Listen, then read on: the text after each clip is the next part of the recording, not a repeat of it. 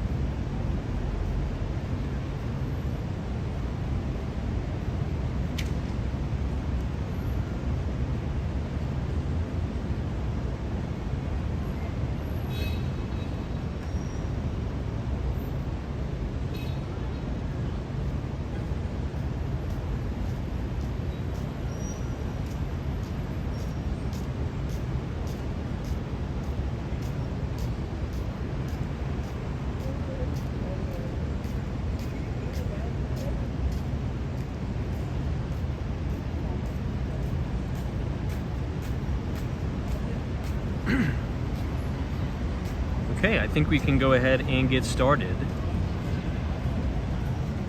So good evening everybody and welcome back to Walks and Wall Street. Today is Sunday, it is August 4th, 2024. It was a beautiful night here in New York. It just stopped raining. We had some pretty heavy rain sweep through. And not only New York, but the state of Florida as well. All of Miami-Dade County is under some pretty severe weather. There's been major cancellations and delays across the board. So hopefully nobody got caught up in a crazy weekend travel mess.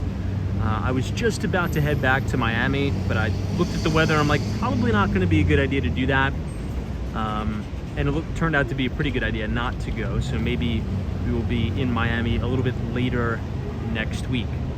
So let's go ahead and jump right into it because it may be a little bit shorter of a live stream than normal, but we'll jump right into stock futures.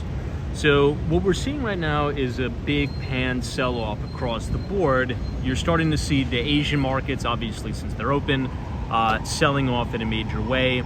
S&P 500 futures for the United States are down, NASDAQ 100 futures are down, and Dow Jones Industrial Average futures are down.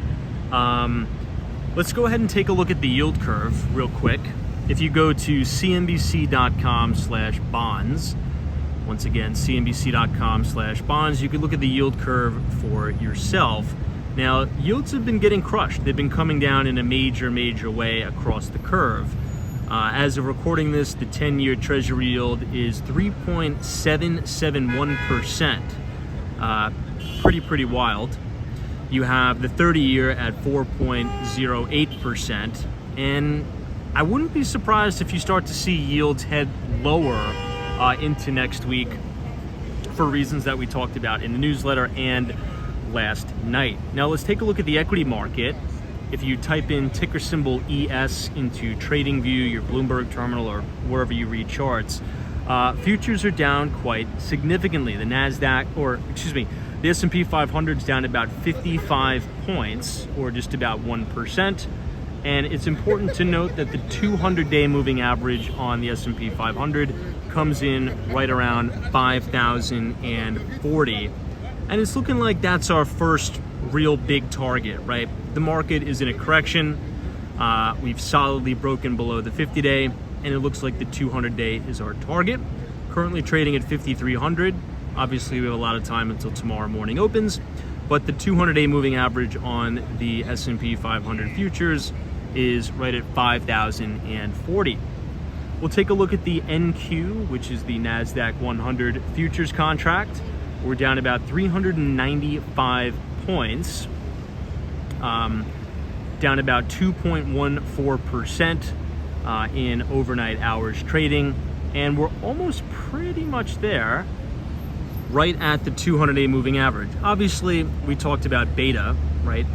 The NASDAQ 100 has a lot of tech-heavy stocks, very high beta growth stocks, and the 200-day moving average on the NASDAQ is at 17,774. That's my friend Jim.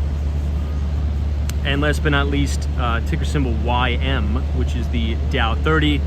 Dow Jones Industrial Average is down about 173 points, or just about 0.5%.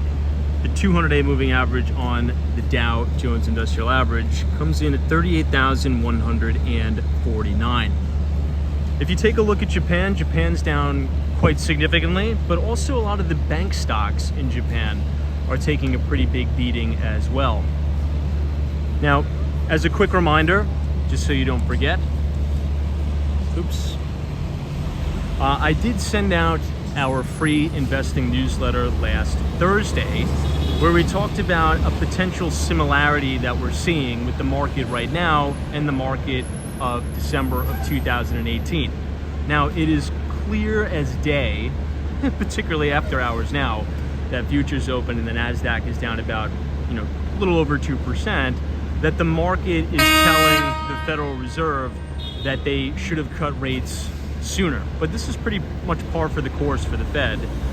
They tend to spend too much time with quantitative easing and ease too much, and then they tend to over tighten, which in my opinion is actually not too bad of a thing. If asset prices come down, that's not the end of the world.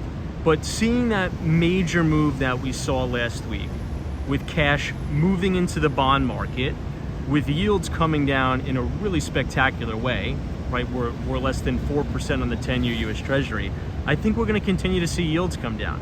And that is a clear statement that the market believes the Fed has potentially over-tightened in terms of monetary policy. We got two big pieces of economic data out just before the weekend. We got the unemployment rate, which bumped up yet again. I could actually show you guys since I'm here at my other phone. And then we got a lighter than expected jobs number. So let me go ahead and put that in the chat.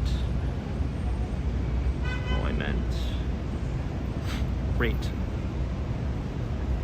Okay, so for the July 2024 unemployment rate, we are at 4.3% in the United States, and total unemployed people stands at 163,000.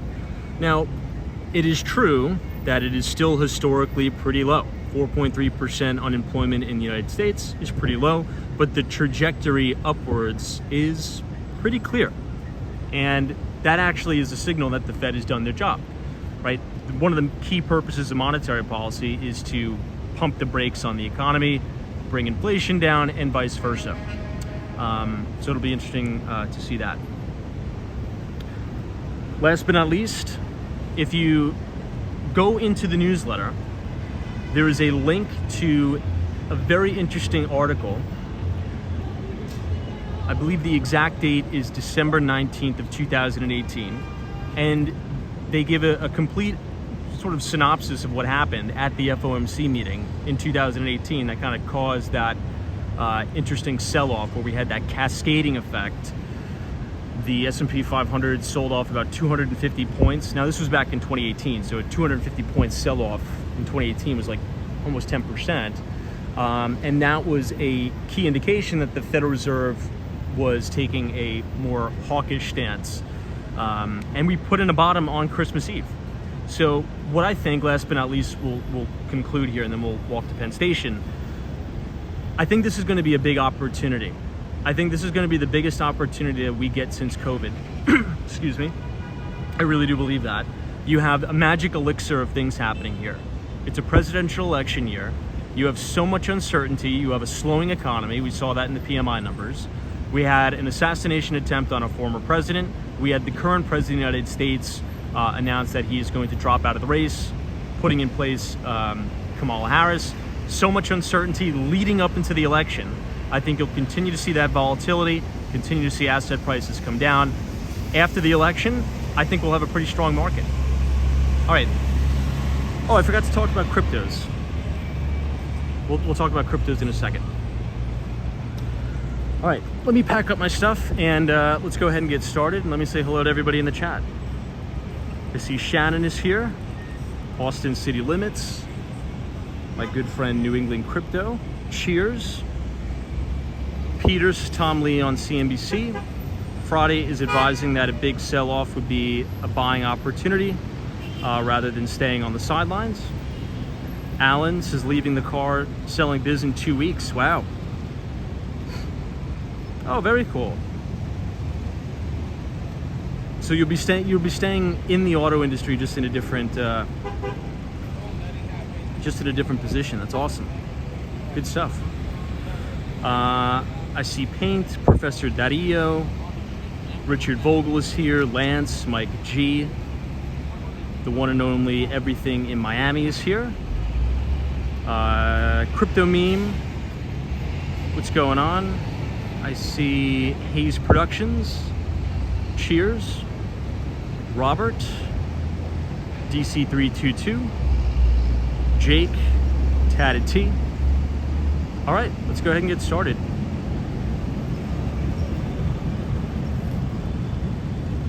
We'll just take our usual route. We'll go right down Central Park South and head down 6th Avenue.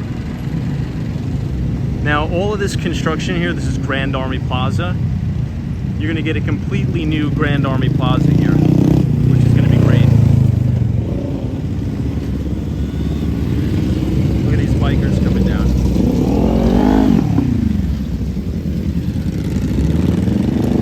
Kind of reminds me of Miami. It's hot and it's humid in New York. Very similar to Miami. Now, Bill Ackman, the CEO and founder of Pershing Square, put out an interesting tweet, and it seems like a lot of managers are jumping on the bandwagon now. Wait till these guys go.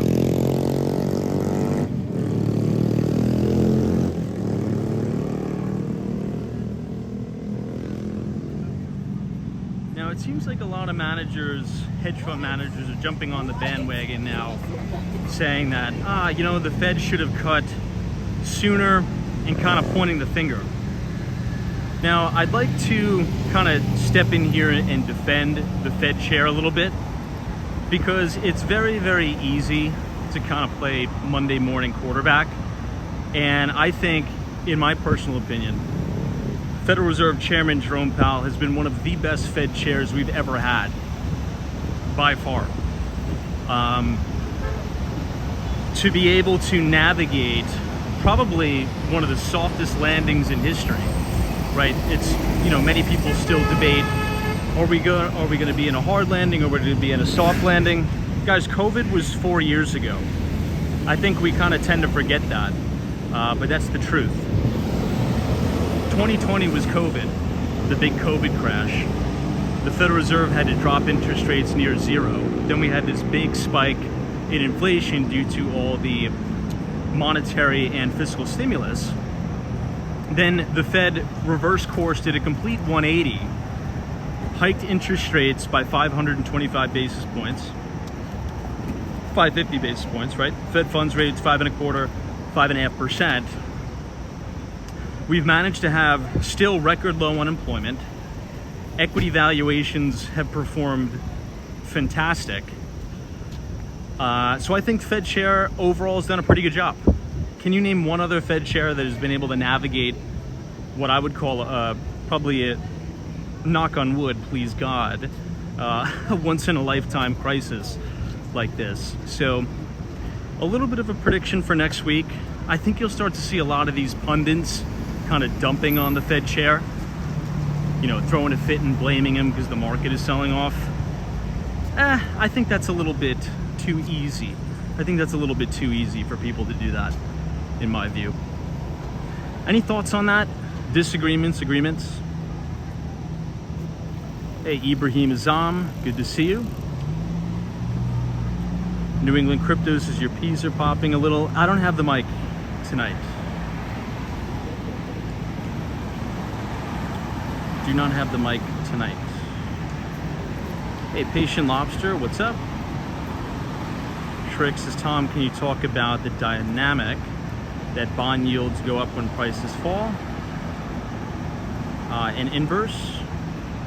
Yeah, I mean, that's essentially the way the bond market is priced, right? It's an inverse correlation between bond prices and yields. And that's kind of why we're drawing this similarity to 2018, right? Particularly December 19th of 2018, when we had that FOMC meeting where the Fed raised by 25 basis points. And then you had that major waterfall sell-off because all of the major pundits, all of the major money managers, and really just the market in general was coming out and saying, I think the Fed's really going to overcook this thing to the downside and tighten us into recession. And we had about a 250-point sell-off in the S&P, which a 250-point sell-off in 2018 is much different than a 250-point sell-off now. Back then, that equated to right around 10%. We bottomed on Christmas Eve. But yeah, there's an inverse correlation in the debt market. And over the last 2 days, so Thursday and Friday, you've been seeing crazy amounts of buying of US Treasuries. Massive, massive buying, which has actually suppressed yields. And that's kind of what we mean when we're saying the market is pricing in rate cuts. The 10-year US Treasury, the bond rallied, the 30-year bond rallied, and yields pretty much collapsed. We're at right around, what, 3.7 on the 10-year?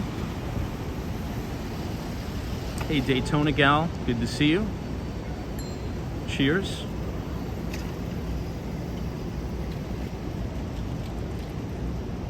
EL Pepper says, end the Fed gold standard. In a perfect world, I wish, right? Cruz says, do you own any crypto? I do. I own a lot of Bitcoin.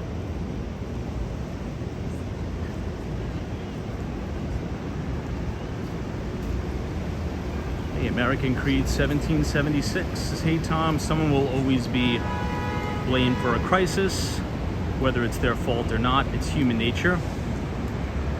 Human nature is very interesting because you notice this is really, and this is why it's very, very good that we've been doing these streams for 3 years. We've seen some major market cycles and the sentiment is always the same. Whenever you get a little bit of a pullback or a correction in the market, and this happened in 2021, we went through a brutal bear market in 2021. You have all the same people, you know, coming out, and it's like they have this raging kind of thirst saying, I told you so, everything's going to zero. And I'm like, no, it's probably gonna, when this thing bases out, it's probably gonna be one of the best buying opportunities of a lifetime. Turns out that was right. The rally from 2022, the latter half until now, has been one of the strongest bull markets we've ever traded through.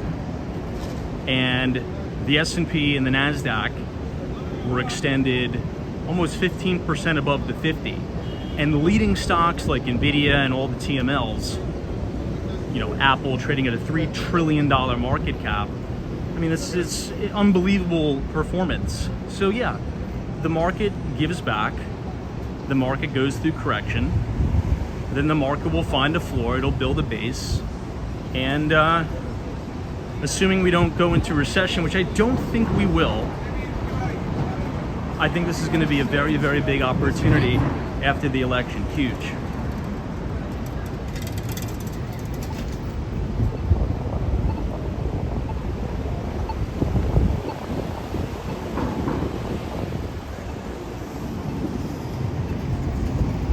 They finally paved all of 57th Street.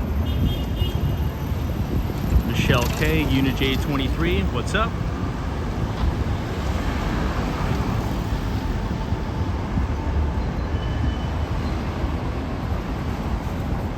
Patient Lobsters. This is about a month or two ago. I called for recession right here on the stream. Very nice.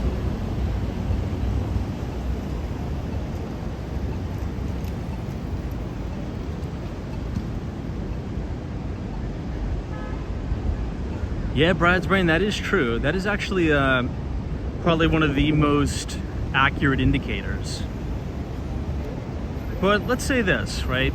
I would even argue 2022, we probably went through a mini recession, particularly in tech. I mean, we had a mini tech wreck with a lot of these SaaS companies going down 80 to 90%. A recession is just 2 quarters of negative GDP growth. It's not the end of the world. I feel as if, and you can kind of tell the sentiment, right? If you've been hanging around on Twitter, if you've been, watching the news, it's like even right now, it's like deep stoking. People are really, really freaked out, which, fear is the most, I should say, aggressive emotion in the market. That's why you have the old saying that stocks take the escalator up and the elevator down. Hey, Joel PM, what's up? This is our inverse ETF's a worthy hedge. Yeah, you could use, I sometimes use SQQQ to hedge, for sure, absolutely. I'd much rather do that than open up like a short position or throw on options as a hedge.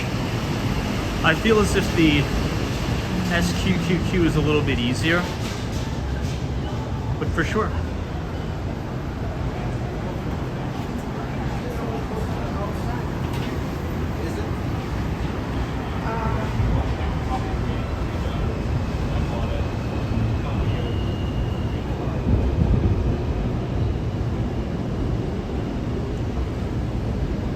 I'd say the biggest case, and I'd say the biggest concern, which we're actually seeing, is really the slowdown in China. China is, what they've been going through over the past year, this is like their 2008, probably to a magnitude of 2, like a factor of 2.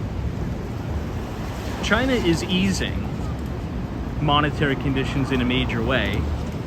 And they've really had to make a choice and make a decision between, China is quite obviously a big proponent of manipulating their currency, but they've allowed that to take a little bit of a fall to try to prop, their real estate market up and try to keep things going. But manufacturing in China is really, really rolling over here aggressively.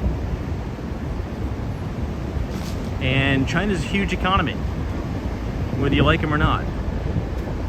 So I'd say the weakness in China, you're just starting to see that show up in our PMI manufacturing numbers.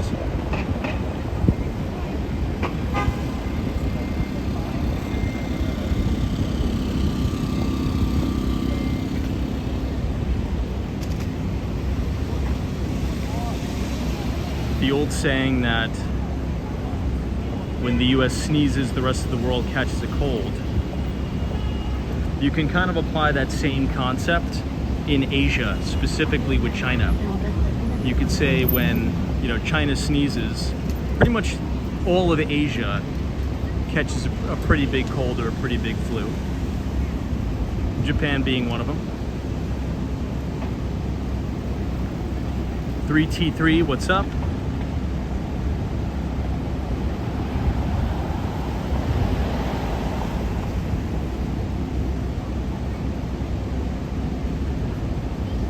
Carol Brown says, correction, Vice President Harris's first name is part of her Indian heritage. It means lotus flower. Cool.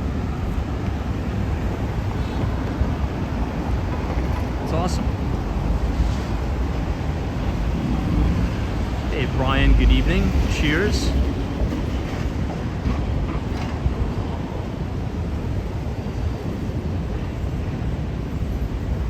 JC. Oh yeah, we'll dive into crypto a little bit. You now have Bitcoin breaking through the 200-day moving average. I think we're down 10% today, kind of breaking to the downside in that handle. Here's the interesting thing. If you look at and I know we don't really cover politics, but we do have to cover for a second, just because it really, really makes an impact on the crypto markets, particularly this election round. If you look at the betting markets, in terms of the probabilities that President Donald Trump will win, or Madam President Kamala Harris. Kamala Harris has closed the gap in a major, major way, according to the betting markets. Now, I don't really follow any of that. I don't follow the polls, but I do look at the betting markets because one candidate is clearly more pro-innovation in the cryptocurrency space than the other. Although Vice President Kamala Harris was supposed to make a speech at the Bitcoin event. I don't know if she canceled. I don't know if there was a scheduling confliction. But I'm hearing rumors that she may make a statement about it. So we'll see. That's going to be huge. That's going to be really, really huge. So you're probably seeing some de-risking and de-leveraging. Broad-based, what's called a pan sell-off, just going into the election. And again, if you kind of look at, if you look at historical performance in both the US equity market, during an election year, Q1 and Q2 are always the strongest performers. And Q1 and Q2 of 2024 was one of the strongest first half of the year for the S&P 500 on record. Q3, quite obviously, since you're actually going into the election, leading into November, a lot of people take profits. They raise liquidity, they raise cash, because depending on who the new president is going to be, maybe there's new tax policies, maybe one presidential administration takes a different stance on this, and then they redeploy capital appropriately. Now, what we've talked about is, regardless of what you think about either candidate, in terms of a finance perspective, how it'll impact the markets, they're kind of the same. And I know that may sound crazy, but it's actually true. They're both big spenders. President Trump and President Biden, big spenders. So from a fiscal standpoint of the House, obviously we all know that President Joe Biden is not going to be seeking re-election. But, I mean, that's the Vice President, Kamala Harris. So I think they'll continue to spend, regardless of who's elected. Both of them are going to be big spenders.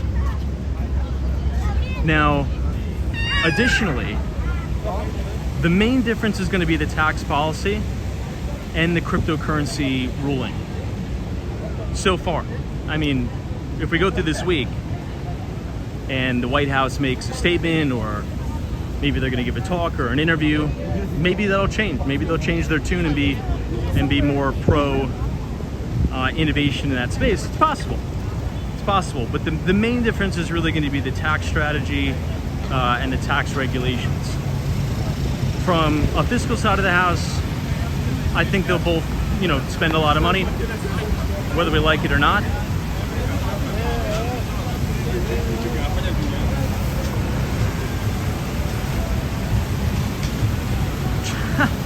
Joel PM's is Michael Saylor will be having night sweats on one of his super yachts. It's funny, MicroStrategy now is pretty much just a glorified Bitcoin ETF.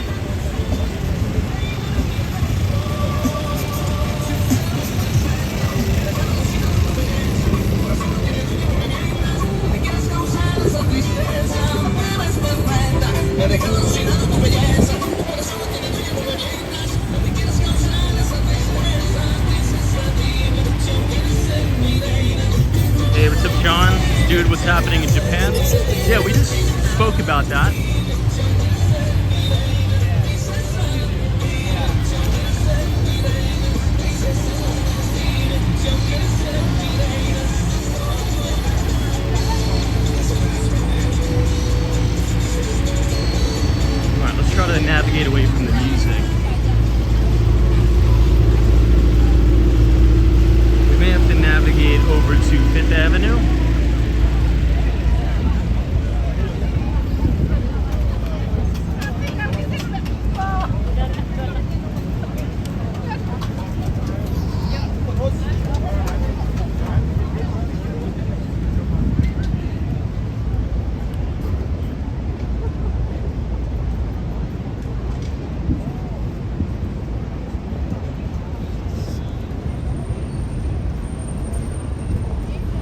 like, geez, do you notice the city has a different vibe on a Sunday?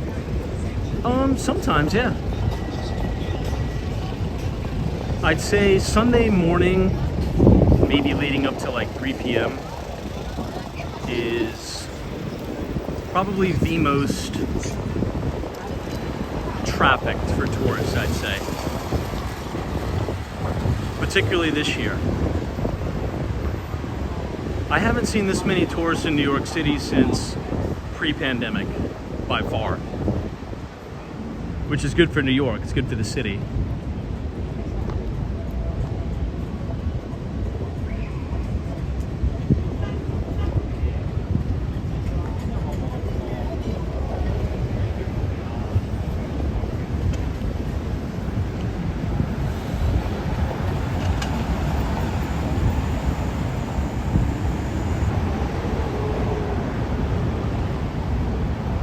Photos from around New York. I did not see that.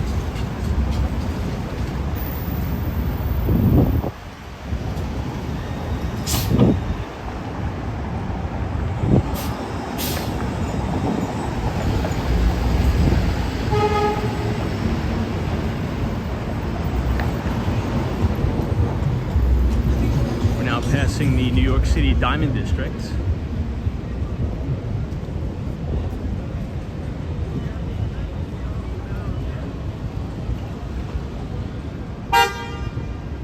Speaking of the Diamond District, I think gold is the only thing that's up fractionally right now. You pretty much have a pan sell-off across the board, globally, right? Asia, US overnight, Bitcoin, cryptos, commodities generally, but precious metals like gold I think is up fractionally.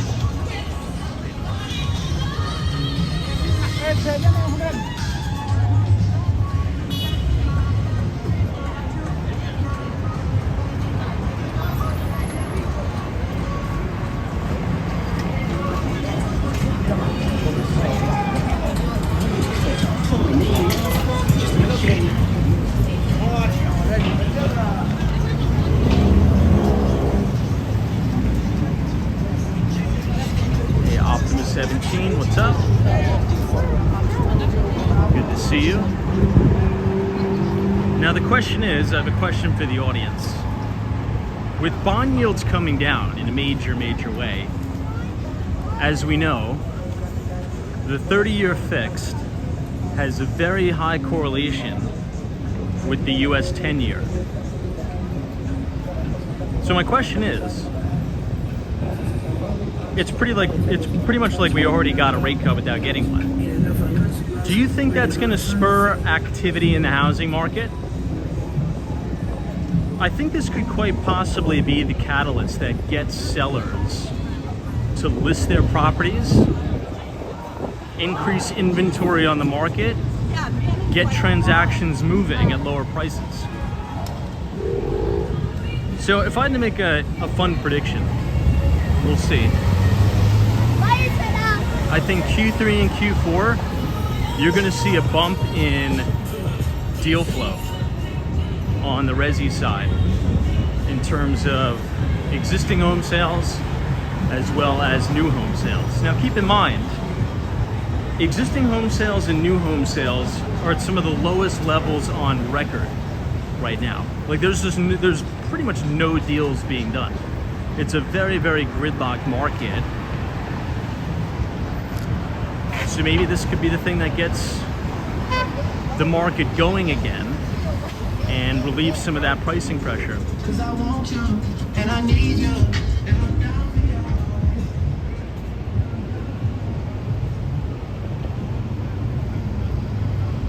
All right, we'll go one more and then we'll make a left. I just kind of want to get off of this main drag.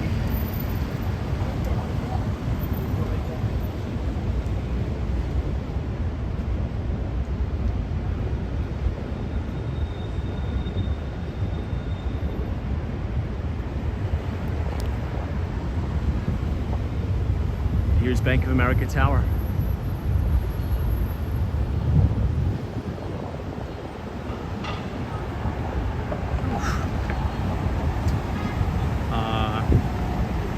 Byron says, don't think New York City is affected. Homes will close within a week of listing. In New York City, no.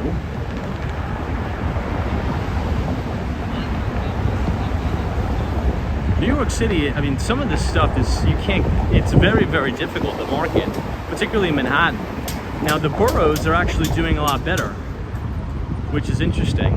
I actually sent everybody, I gave the link to our newsletter, the Kirsten Jordan team newsletter. Brooklyn is doing really well, which is really, really surprising. Manhattan is not doing too well. People want to be in Brooklyn. People want to be in the outer boroughs. I guess they want space. If they only have to be in the office, let's say, maybe 3 days a week. Brooklyn, for the first time ever, its median sales price on a condo hit over $1 million. So you're actually seeing more strength in Brooklyn.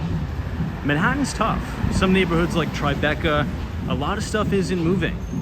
And we've been having conversations with sellers to say, hey, if you want to get activity on this, and if you really want to get a deal done, you want to move this, you're going to have to consider a price cut.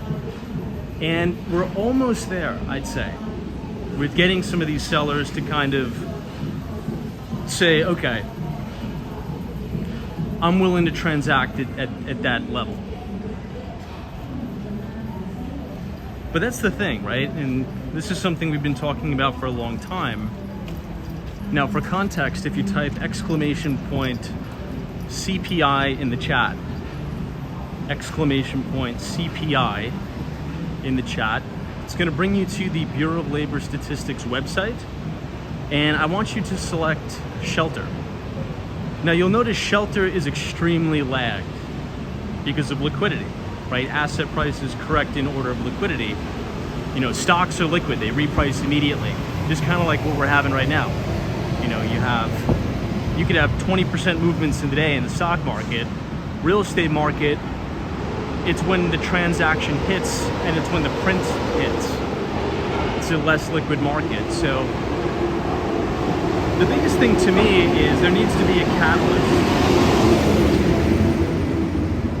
And I think perhaps the biggest catalyst could, you know, obviously the biggest catalyst in the room is if you do see a huge blow off in unemployment, right? If a lot of people lose their jobs, well, if they can't afford the property taxes, if they can't afford the payments, they'll sell their homes. I don't really want to say the problem is, because it's not a problem, it's actually a good thing. There's a record amount of Americans who have no mortgage on their home. So they own it, free and clear. So it's kind of hard to default on a loan that you don't have. You see what I'm saying? So for a lot of people out there, it's going to take a catalyst for them to transact. Some people just don't, I don't want to take that price. I won't move, I won't sell it. I'll give it to the kids.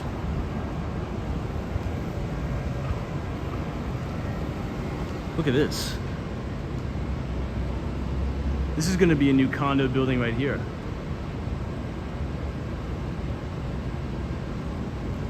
Hayes Productions is weird, no one is trying to sell. I mean, people are trying to sell. You're seeing inventory come on the market, but the offers that are coming in, the sellers don't want to accept.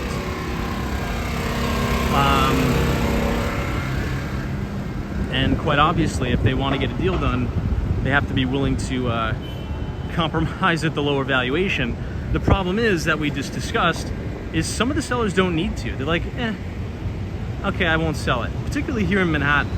You know, there's a lot of people that we work with that these homes have been in the family for generations. And if we're working on an estate sale, they're like, yeah, we want to sell this as a part of the estate sale, but there's really no rush to do it.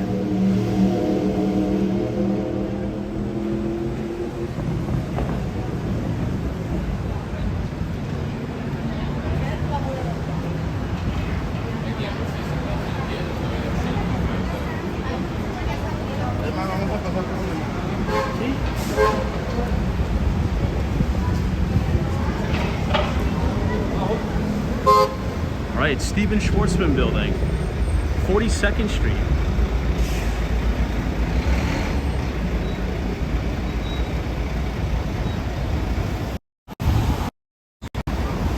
you guys are enjoying the live stream so far tonight. Feel free to leave a like on the video and click the subscribe button if you're new. We do these live streams pretty much every day, starting at 8:30. And just as a quick reminder, on Thursday I did send out our free investing newsletter. I think this is probably one of the most important that I've sent out. We did a really deep dive into the bond market, and also we did that comparative analysis to monetary policy in 2018. Also, we put in an interesting fact about S&P 500 returns during election years. So depending on if a Democrat gets reelected, what is the average return for the S&P 500 12 months looking out? What is the average return for the S&P 500 if a Republican gets reelected 12 months looking out? And put in a lot of fun stuff, like also what is the average to median return if a Democrat is running for reelection and a Democrat gets elected versus a Democrat's running for reelection and a Republican gets reelected. So some really interesting data there from our friends at Fundstrat. So go check it out. Let's make one pass by Grand Central Station, everybody, just because we haven't been there in a while.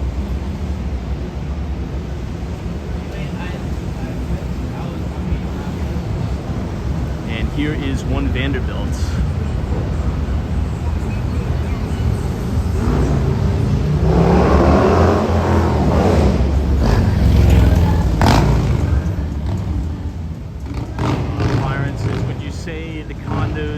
Someplace like Fifth Avenue would struggle to sell compared to ones by Greenpoint, Williamsburg, etc. Well, Fifth Avenue is a big place, right? I mean, Fifth Avenue where? I mean, you could be Fifth Avenue all the way up in the boondocks, you know, in East Harlem, or you could be Fifth Avenue Prime, you know, Sherry Netherland Hotel. So Fifth Avenue, it's a very, you know, so it's a big place. But generally speaking, I'd say more general, Manhattan has been underperforming Brooklyn, and Brooklyn has been outperforming. And Brooklyn's nice.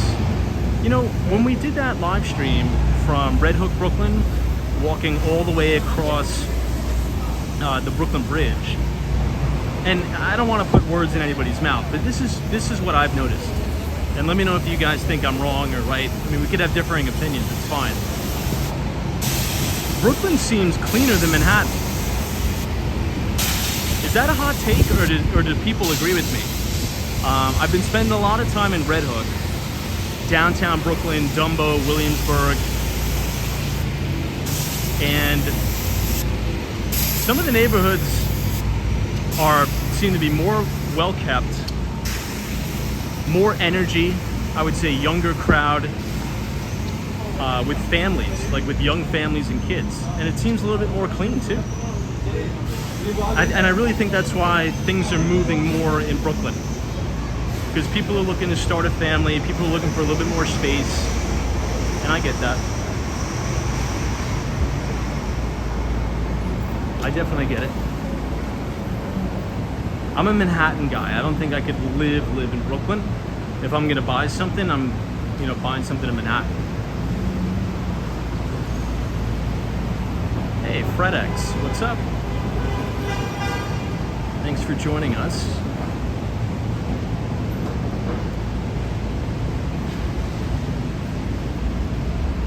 Someone says maybe it's because it's a little bit less trafficked.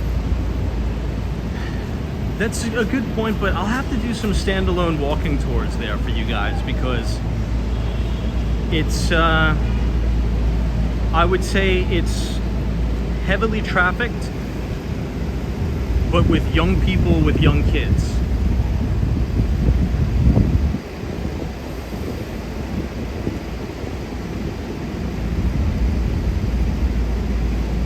Ren 1018 says I'll only live in Brooklyn if it's by the water. So you're talking like Dumbo? Now, Ren 1018, Dumbo Brooklyn's pretty expensive. Dumbo Brooklyn's like That's like living in Manhattan. That's high.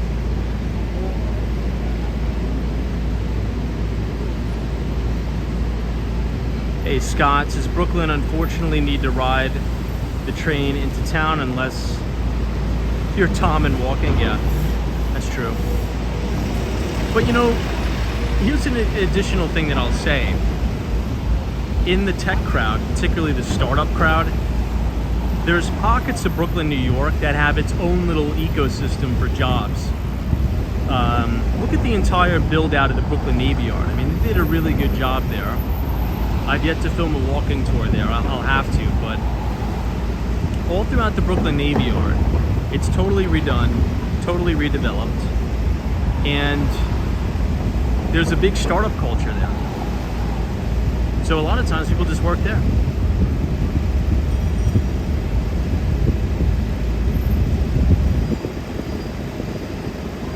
Brad's brain says last week was incredibly stressful. Let's hope this coming week is better. Yeah, last week I agree it was a little bit stressful.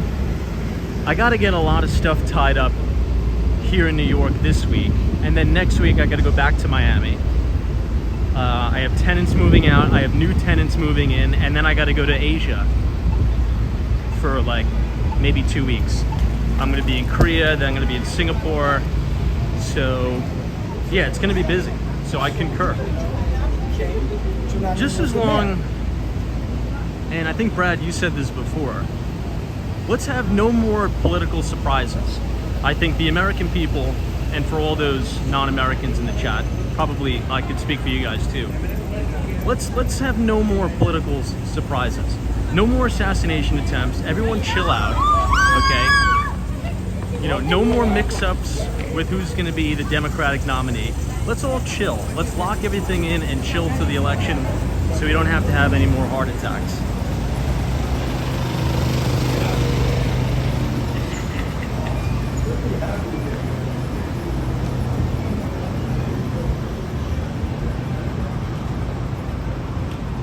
Meld says, Tom, will I be doing any live streams in Asia? Probably not.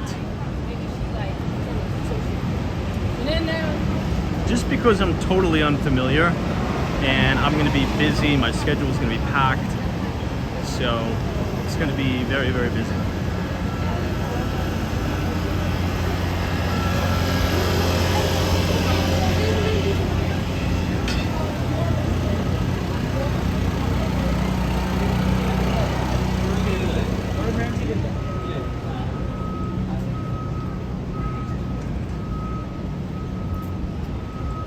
Yes, indeed, we know that.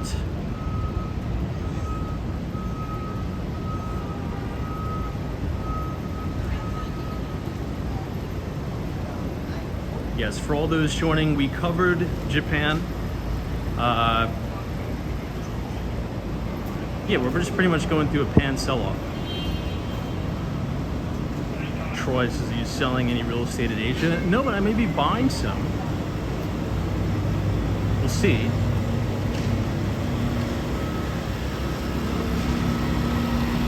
If I get a nice place in Seoul, I'll let you guys know. What is a stone?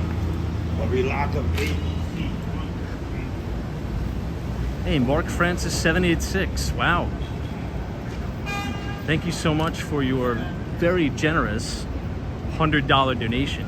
Definitely didn't have to do that, my friend, but thank you for your generosity. I appreciate your support.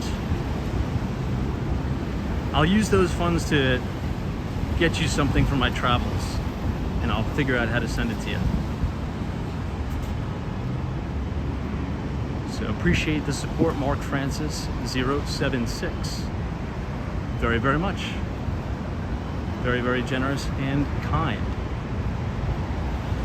All right, just for that, we're gonna get a nice shot of the Chrysler, pretty much standing right under it.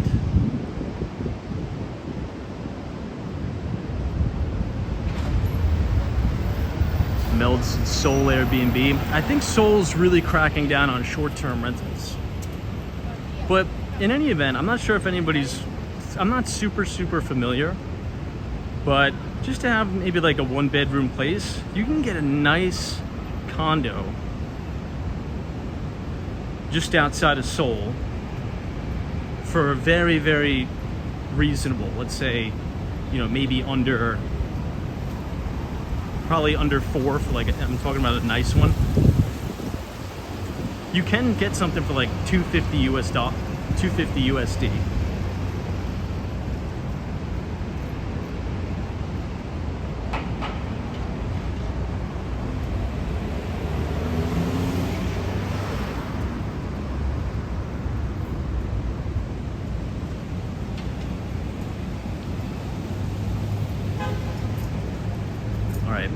I've now remembered why we are venturing all the way over to 3rd Avenue.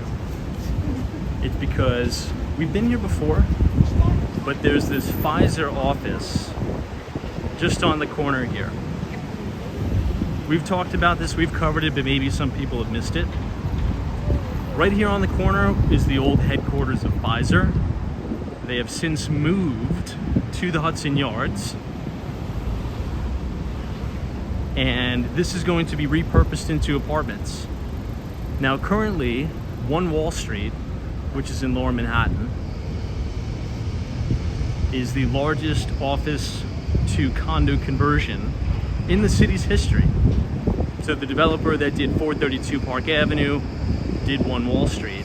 This is not only going to be the largest office to apartment conversion in the city's history, this is going to be the largest office to apartment conversion in the entire United States history.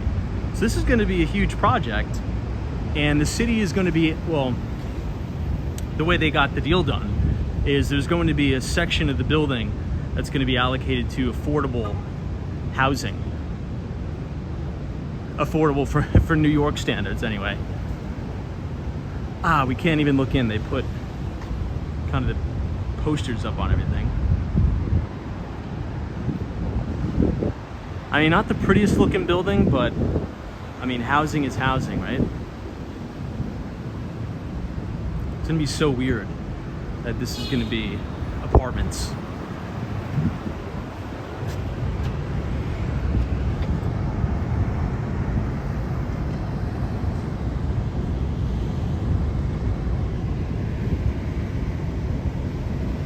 It says this Pfizer campus is designated as a tobacco-free area.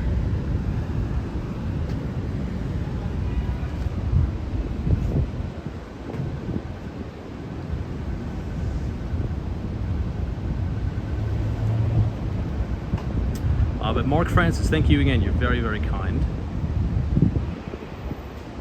KML says, what do you see for Wall Street tomorrow? That jobs report was dismal. It was, and you're starting to see unemployment creep up again ever so slightly. I think we're at 4.3% for the unemployment rate. That's up from 4.1%. But I really do believe the overarching theme for this sell-off is a culmination of a few things that we've seen historically, right? I understand everyone's freaking out. I understand it's like panic city. Trust me, I'm on Twitter. I get all the emails from the viewers. But again, like I'll say, if you look back throughout history, Q3 is historically the worst performing quarter in an election cycle for obvious reasons, and we are coming off one of the strongest bull runs in history. Here you can kind of see how they're just starting to rip everything out. But Q1 and Q2, the first half of the year for the S&P 500 was one of the strongest on record. We're going into earnings season. Well, we went into earnings season, right? Earnings season's almost over now, but when we covered earnings season, we were like, look, the S&P 500 and the NASDAQ 100, historical extension over the 50-day. I think the NASDAQ at one point was like 15% extended over the 50-day. You had Apple hitting a $3 trillion market cap, Nvidia, blowing off. Going into earnings season, going into Q3 and election year, it's justified for the market to pull back and stocks to sell off. I think it's fine. Now, could this turn into something worse? Of course. But if I was a betting man, which I guess we all are, right? We're all participants in the market one way or the other. I think you're going to have a rough Q3, and once we get some clarity after the elections are over, I believe you'll start to see capital redeployed into the market.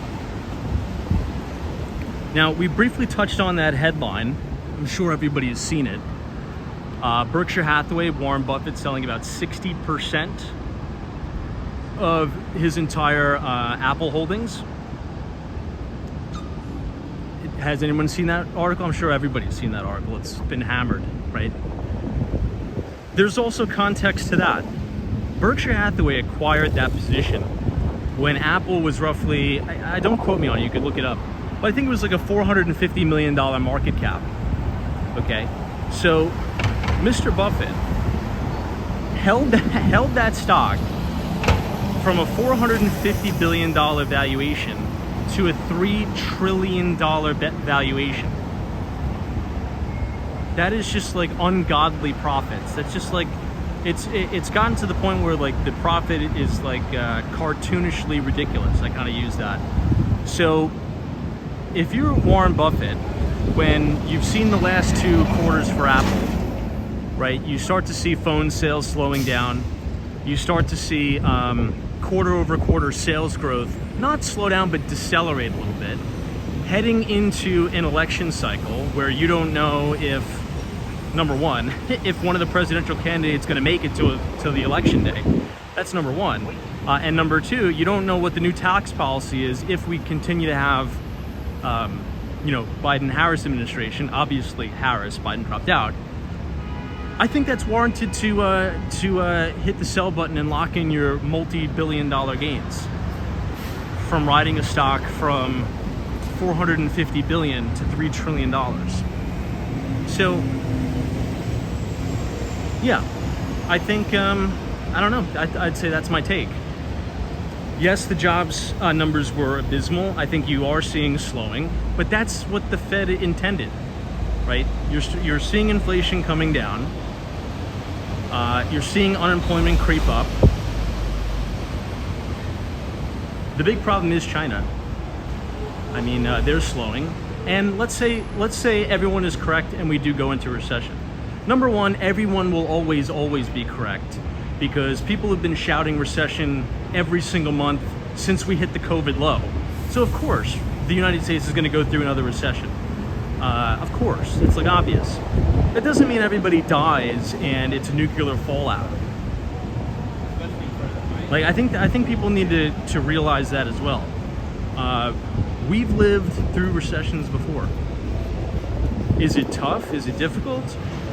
Yeah, but you live through it, and the United States economy is very, very resilient, and it's cyclical. And I think recessions create major opportunities. Look at what COVID created. And I'd argue that from 2021 to 2022 was a recession in tech. I worked in tech, very well connected in tech, and it was a bloodbath. It was like the most unbelievable, ungodly carnage ever in the tech sector when the 2021 tech bubble popped of all those SaaS companies. So I would even argue that tech already went through a mini recession. And guess what? Companies survive. Meta, I think, made what? What was Meta's net income last quarter? Like $18 billion, something like that? Alphabet, I think, knocked down like 20 billion or 23 billion in net income. So I think we'll survive.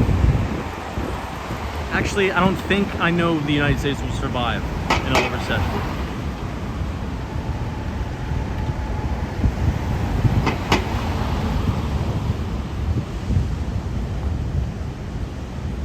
Hey, hang with Mark Mom, what's up? CB Rider 18 says not if Trump is in charge. Excuse me. Almost 100% better.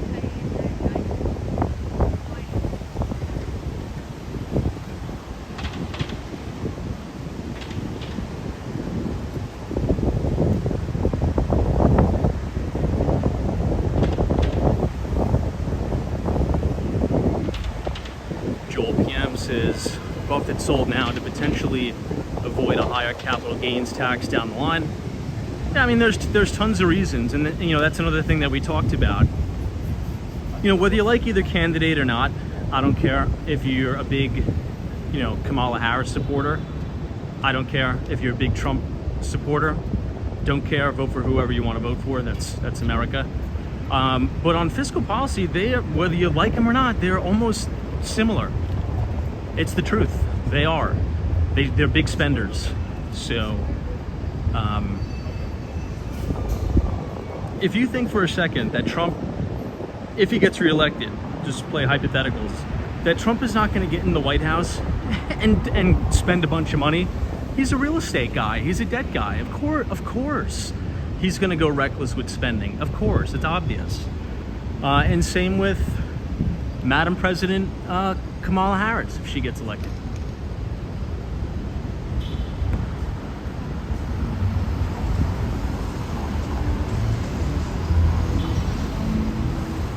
This is the Chrysler Building here.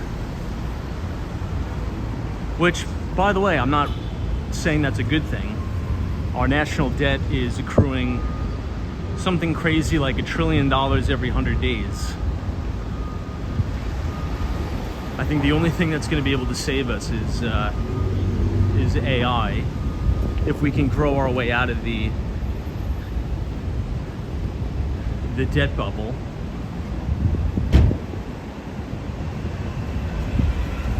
All right, let me catch up on some of the comments here. I'm gonna have the microphone tomorrow, I promise. I got a mic, so we're never gonna have to deal with wind noise ever again.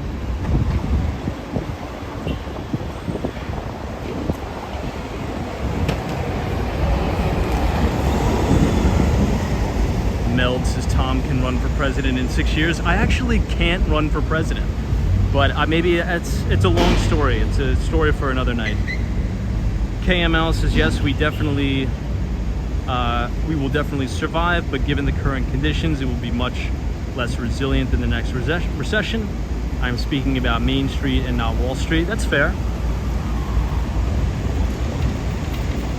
I think that's a solid take. And your take has been proved correct, by the way. Your take is 100% correct. And the data supports your take. Since the lows of the 2008 financial crisis,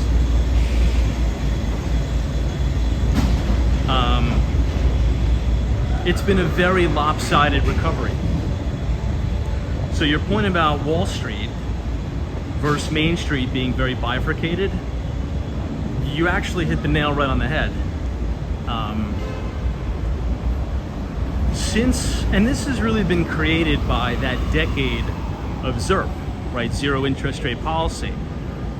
When the Fed obviously dropped rates to near zero and left them there for 12 years, well, we have to ask ourselves who has access to that liquidity.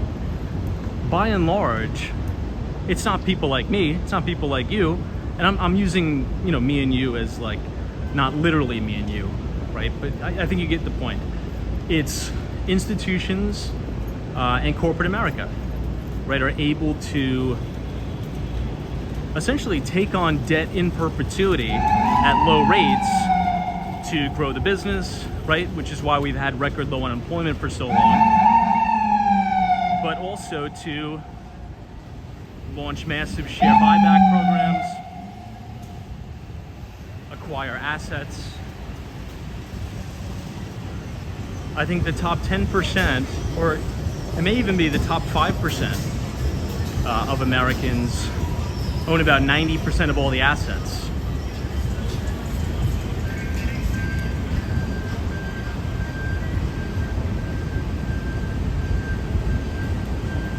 Wow, looks like something's going on. Hopefully everyone's all right. There's there's 3 ambulances that just pulled up outside of Grand Central.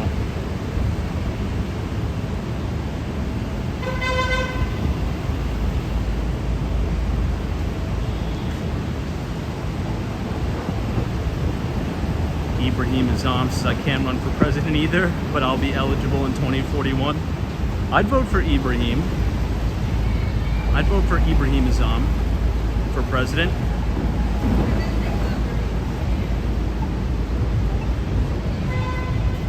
ERB says, I don't get it. People are afraid of Trump, but they're not afraid of Kamala. I was on a phone call with a really good friend of mine, and he put it to me this way, which is going to come off like kind of brute and almost condescending, but that's the personality of this guy. He's like an old head Morgan Stanley guy. And he's like, because, you know, I was running my mouth, oh, what do you think about this and this scenario with this president and that president? He's like, Tom, I gotta go, but we go through this every 4 years and we're fine. And he hangs up. Which is true, right? This isn't our first rodeo, okay? There's been multiple presidential elections. And in every single election cycle, what does the Republicans say and what do the Democrats say? This is the most important cycle, or the election cycle ever. This is it. This is the most important one. And the next election cycle is going to be the most important one. I'm not saying they're not important. They're definitely all important. However, the US economy is so massive. It's bigger than one person, one guy or girl. Okay? I remember when President Obama was elected, there were people in my family that were like, that's the end of America. Wrap it up. That's it. It's done. It's over. Party's over. America's never coming back. And then we go through one of the greatest technological renaissances ever. And the S&P triples. More than triples. When Trump was elected, I was in college. And one of my first days back in college, after the election, my professors were quite literally crying. Literally. These professors that are supposed to be educators were crying and weeping, saying this is a sad day for America. I know everyone is so scared. Take some time to just take a breather. I'm like, you gotta be fucking... I'm like, are you kidding me? Dude. And everything was fine. And then guess what? Then Joe Biden gets elected. And all of the Republicans are like, that's it. Biden's gonna destroy America. We're not gonna have a country anymore. And guess what? The clock's still turning. So it's like, guys, we go through this all the time, okay? Your preferred candidate may not get elected, and that's okay. That's all right. If we have a President Trump, it's gonna be okay. And if we have a President Kamala Harris, I think things are going to be okay. There may be different adjustments in tax policy, which is the main kind of difference that I see. But America has always evolved and powered through and is maintained to be the world's superpower. And that's not leaving, because, and I wrote an article about this. You could actually read the article here if you want. I think this was the first article I wrote of the year. This is the Stephen Schwarzman building. But it's all about capital creation and fund flows and global liquidity. By and large, entrepreneurs from all over the world choose the United States of America for capital creation. And that's just the truth. If anyone's involved in Silicon Valley, you know, VC, a lot of founders, okay, a lot of foreign founders choose the United States over any other country in the world. There's a really good thread right now on Twitter, or on X. If you follow Chamath Palihapitiya, the founder of Social Capital, it was so funny because he tweeted a thread this week about that exact thing. He's like, the reason why Canada will never, and look, I love Canada, you guys know that, huge fan of Canada, but he says the reason why Canada will never have as a robust startup culture as America is because the US is a brain drain on the rest of the world. People want to come here by and large, right, whether you like it or not, because we have free market capitalism, we have individual property rights. Here's an interesting statistic, and then we'll move on to a different subject. I want everyone to research, and you can go right to the government website, okay? You can go right to US government data. Look at the amount of H-1B visa applications since 2018 till now.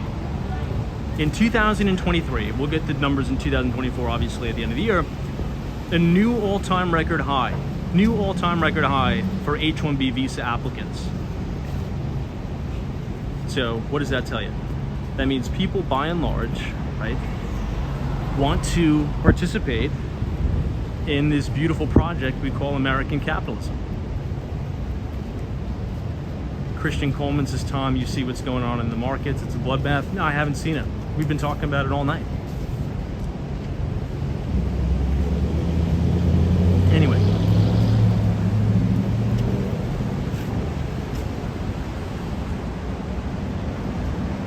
But that's kind of generally my take. And then maybe I'm wrong, but we've been through this before with other presidents that people thought were going to be terrible, you know, quote unquote, destroy democracy, or it'll be fine. I think the media has done the country a really big disservice on both sides to get people really freaked out.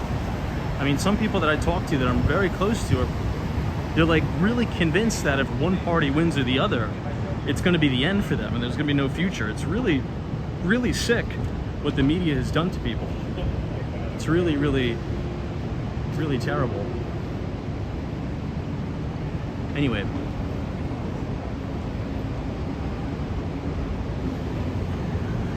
Now, back to kind of New York history. Does anybody remember when this used to be the Lord and Taylor? Who's old enough to remember that? 5th Avenue between 39th Street and 38th Street. This used to be beautiful, beautiful Lord and Taylor building. For some reason, I feel as if Amazon bought it or something. Maybe Meta or Amazon. I forget, but it's one of them, I think.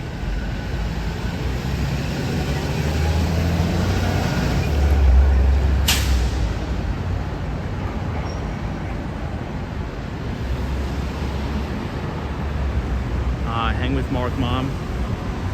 This is me, Lord and Taylor. They used to have the best holiday windows. You remember that? I remember coming here as a kid. Just like you would walk past Macy's at Herald Square, you could walk right past Lord and Taylor. I mean, it's a beautiful, beautiful building.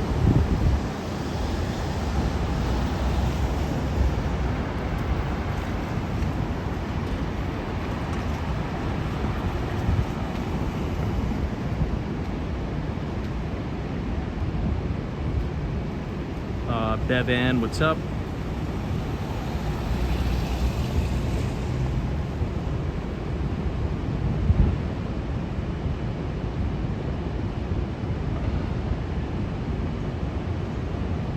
Kamani says the way the government works in this country, it really depends on what state you live in anyway. True.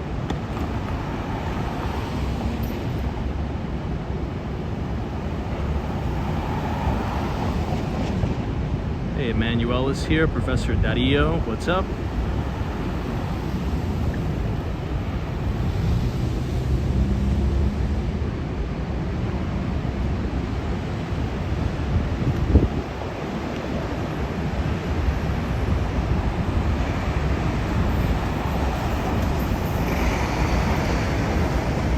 Temporo from Argentina says, but the USA is spending more than all the capital creation between its economy. I wouldn't say, I don't know about, I mean, we're spending a lot. I wouldn't go as far to say all the capital creation in the economy, but you're correct. We, you know, really do need someone to rein in spending. But here's the thing. And here's where it's very, very difficult to be in politics, because the incentivization structure is all wrong. It's all about getting reelected, and it's all about ego. It's about how many points can the Democrats put on the board versus the Republicans, and which president was better than this. If a president really wanted to do really wanted to do the right thing for the country, the next president would come in here, address the nation and say, hey guys, we got to get things back on track. We got to rein in government spending, which may mean we go through a recession, which may mean some people may lose their jobs, okay? Which may mean we may need to take, you know, some of that cough medicine and get things back on track. But there's no way anybody would have the goal to say that. There's just no way. And that's really dangerous. That's really, really dangerous. It's become, in my view, and I know we don't really get into politics, but I'm keeping it as much on the financial side as possible. Politics has become the appearance of doing good rather than the actual act of doing good. If that makes sense. From a fiscal standpoint, right? Because the Republican Party, if they get reelected, they're not going to be the party who takes the fall and, you know, addresses the nation, say, hey guys, we got to go through some rough times. We got to stop spending on the credit card. No way. Okay, same things if the Democrats get reelected. The only saving grace we have, which I think is actually a high probability of saving grace, is the economic output that AI, cloud computing and like is going to have, which could very, very likely allow us to grow out of this mess. So we'll see.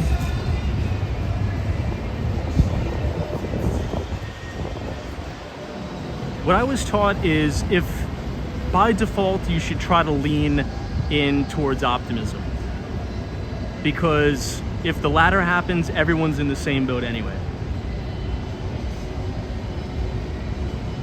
Hey, what's up, Steve? Since 90% of the people say they hate Congress, then the same people say that they approve the work their congressman does, which usually involves sending money back home. Yeah, true.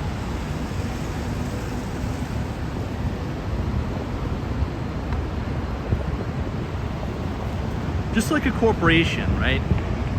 If we think about the big COVID bull market that was spurred by fiscal and monetary stimulus, right? That 2021 blow off in all those tech stocks. What's one commonality that happened amongst corporate America during that time? It was corporate bloat. It was corporate bloat.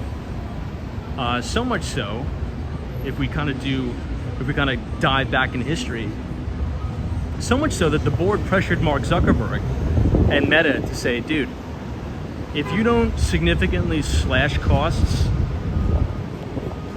and refocus on your core business, there's going to be a real big problem here, okay?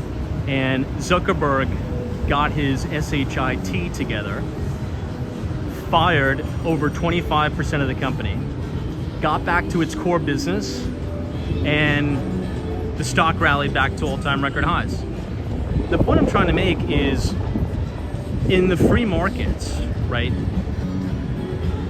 there's consequences, okay? In politics, there's not. There's really not. Nobody's really held accountable. That's why you never see any material change. But in the markets, when you have corporate bloat at these big companies, well, shareholders are going to get really pissed off. You know, the board of the directors are going to get really pissed off. They may try to oust the CEO. They may try to do a bunch of other things. It doesn't really happen that way in politics. These people have been there for years and years and years, and they're going to continue to be there for years and years and years, whether we like it or not. And there's tons of what you could call corporate bloat in government. I mean, think about all of the useless, wasteful government spending just on bureaucracy and desk jobs. I mean, total waste. If you had a McKinsey or Deloitte or any of these big consulting firms, you know, do an extensive audit, right? Soup to nuts audit on every single facet of the government, could you imagine how much waste and duplicity they would be willing to find? Insane. I mean, you ever walk into mean, anyway, I'm not going to take shots at specific, you know, branches of government, but there's a lot of duplicity, there's a lot of bloat, and there's also a lot of pension obligation too. But it's very, very unpopular for someone to try to unwind that. It would just never happen.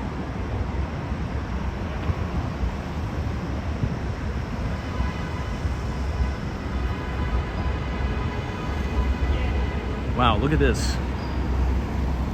This is a cool shot of the Empire. Standing right under the Empire State Building.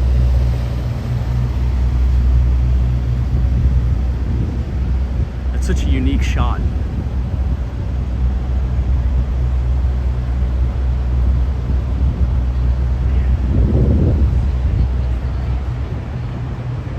Beautiful building. I mean, if we can build that during the Great Depression, I mean, I think we could figure out a lot of other stuff.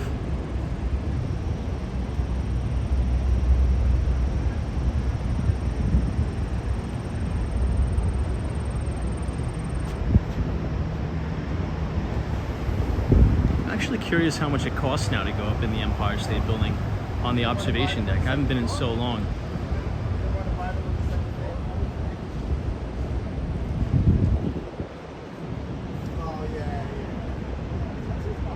Anyone here been to the top of the Empire?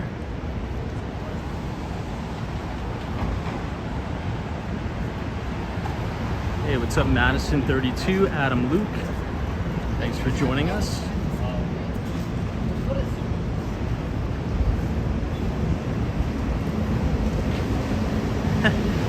Doc 7 says blah blah blah. Taxes are not going down though. Speaking of taxes, I just got my property tax bill. Whew. That's not fun. It's that time of year. Almost $8,000. Photos from around New York says, you have Joel PM, Professor Dario. I've always said my favorite observation deck is Rockefeller Center, because you could see the Empire State Building from the top of the rock. You obviously can't see the Empire State Building if you're on top of the Empire State Building. And 30 Rock really doesn't stick out amongst the New York City skyline. So I think from a viewing perspective, the top of the rock is the most unique. Ooh, Brad's brain, you're right. Palantir does report tomorrow. It's going to be interesting. Now, talk about I'm not going to use the word crazy. That's not the appropriate description. I'd say crazy in a good way. But Palantir's CEO is one of those CEOs that kind of has that it factor, whether you like him or not. He's like a very, very hard-hitting, strong, opinionated guy. He reminds me a little bit of a mix between a Mark Benioff and an Elon Musk.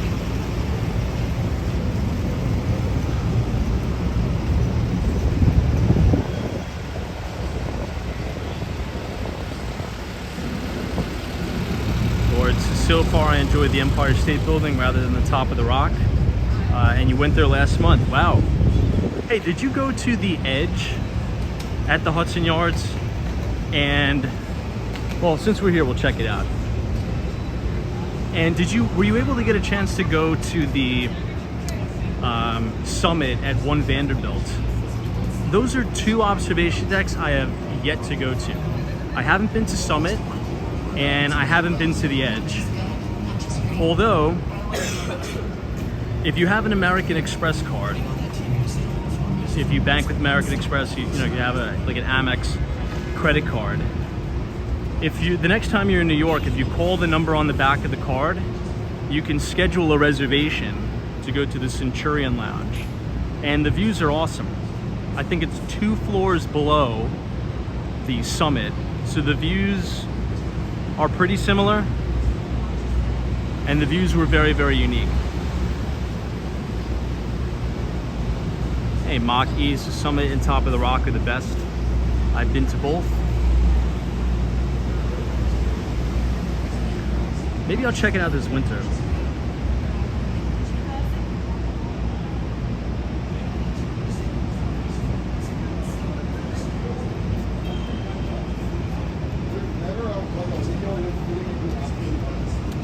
Anyway, if you guys are enjoying the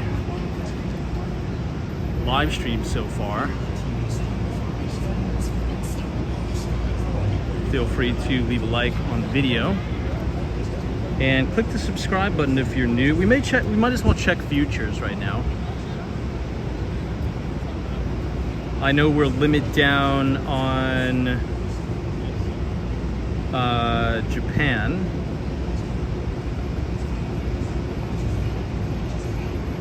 S&P 500 futures were down about 59 points, a little over 1%. And the NQ,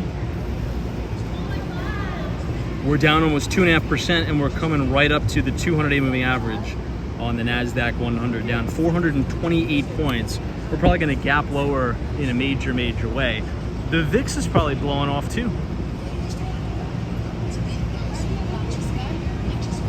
It'll be an interesting open tomorrow.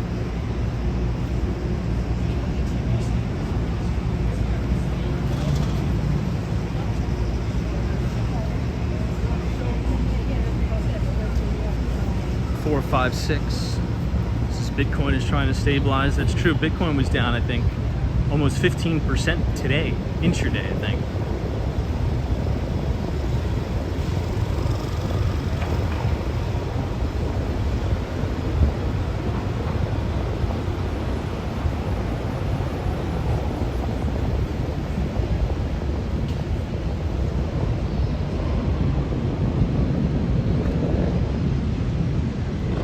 Many of these leading stocks are below their 200 days, and below the 200 days is a no-go.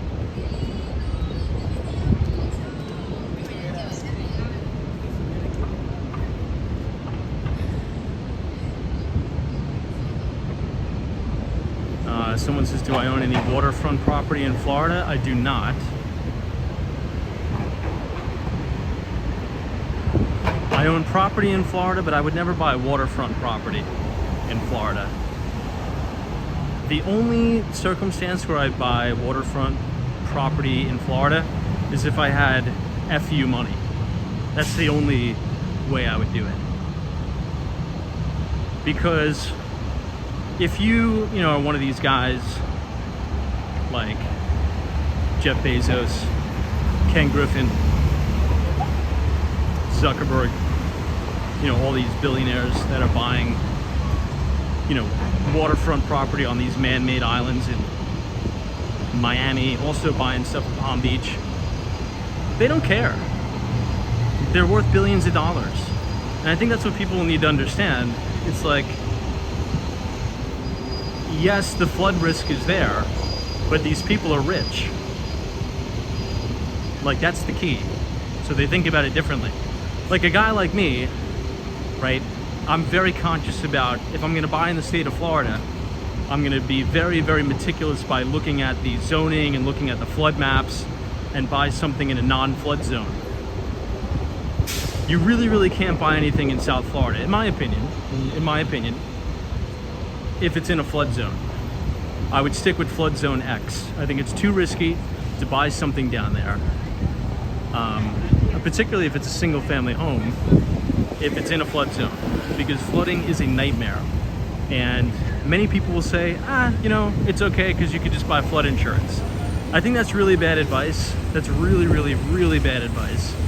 Because if you've ever dealt with a home that is flooded, excuse my language, but it's a pain in the ass. You don't want to deal with that. So there's plenty of places, well, not plenty, but there are some places where you could buy in a non-flood zone. But if you got Jeff Bezos money, who cares?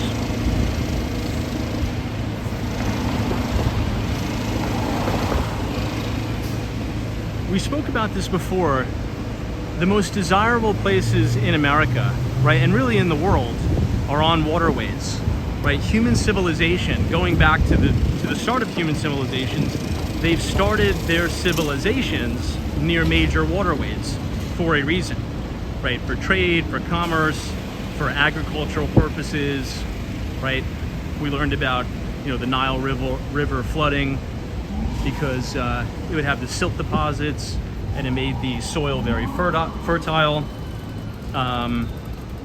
You look at a major city like Boston, you look at a major city like San Francisco, New York, they're all on waterways, so they're all prone to flood risk. But that's where people want to be. People want to be in New York, people want to be in San Francisco, people want to be in Miami, because it's awesome. It's really, really beautiful. And that's generally speaking where a lot of the jobs are.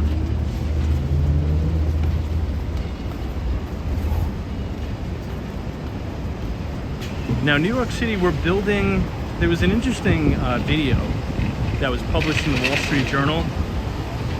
Many non-New Yorkers don't know this, but the subways are pretty much at their capacity with flooding.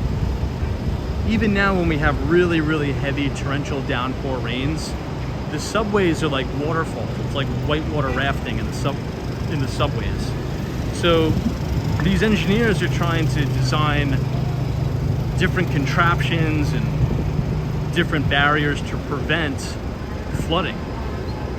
And we don't even need to have a Hurricane Sandy to have major flooding events in subway stations across Lower Manhattan and the like. But again, that's something we got to deal with. We got to adapt.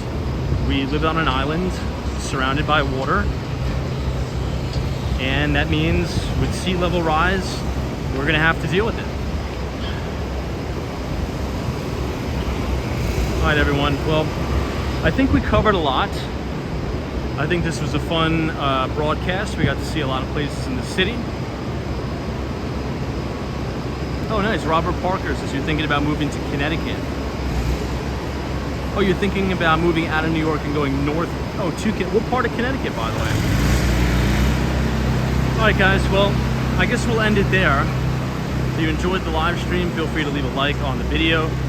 Subscribe if you're new. Once again, if you like all of the financial discussions we have, we do write a free investing newsletter for the group. You can access it by just scanning the QR code on your screen, punching in your email, and you receive it every other Thursday right as the market closes. And it looks like this week is going to be a crazy, crazy week. Markets are getting hammered. Japan is limit down. Japan's about, I think, -5 or 6%. NASDAQ looks like it's probably going to open close to down 3%. And S&P will probably open down 2%. So lots of volatility. We'll cover it here. So Alan, take care. Austin City Limits. Joseph Hardaway, Mohammed, Teresa, Hang with Mark Mom, Chloe, Everything in Miami, FredX, Steve, Joe Driver, Shannon, Glenn Daly, NAV 407, Hankster, Richard Vogel, Mach E. Everyone have a wonderful week. Stay safe, and we'll see you right back here tomorrow. Take care.